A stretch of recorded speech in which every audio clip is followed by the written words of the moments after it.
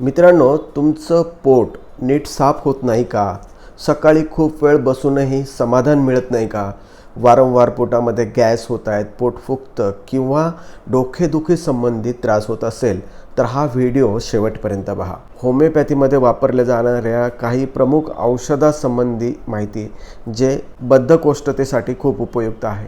मित्रांनो, हे औषधं मात्र स्वतःहून घेऊ नयेत, डॉक्टरांच्या सल्ल्याने घ्यावेत. होमिओपॅथीमध्ये वापरल्या जाणाऱ्या औषधापैकी पहिलं औषध आहे नक्स होमिका या नावाचं. सतत शौचाची इच्छा होते पण समाधानकारक शौच होत नाही, अशा वेळेला हे औषध वापरलं जातं.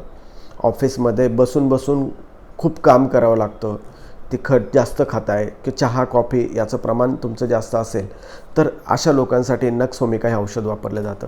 पुढचं औषध बघूया, ब्रायोनिया आल्बा नावाचं.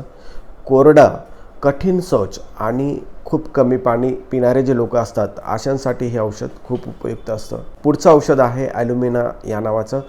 ज्या लोकांना शौचाची इच्छाच होत नाही आणि त्यांना खूपच असे कठीण मल बाहेर पडतं आहे, खूप कडक संडास होते, अशा लोकांसाठी हे औषध उपयुक्त आहे. पुढचं औषध आहे ओपियम नावाचं.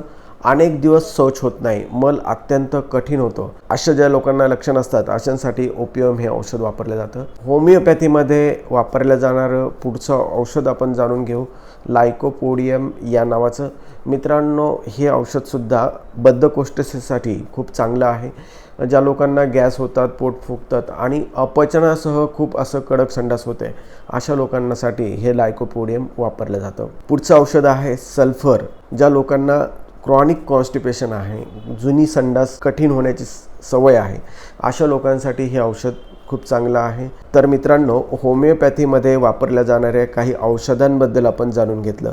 ही औषधं फक्त तुम्हाला माहितीस्तव दिलेली आहेत.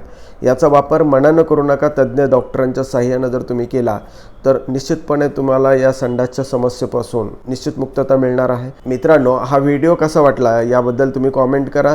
या व्हिडिओला लाईक करा, जास्तीत जास्त लोकांपर्यंत शेअर करा. जय हिंद, जय महाराष्ट्र.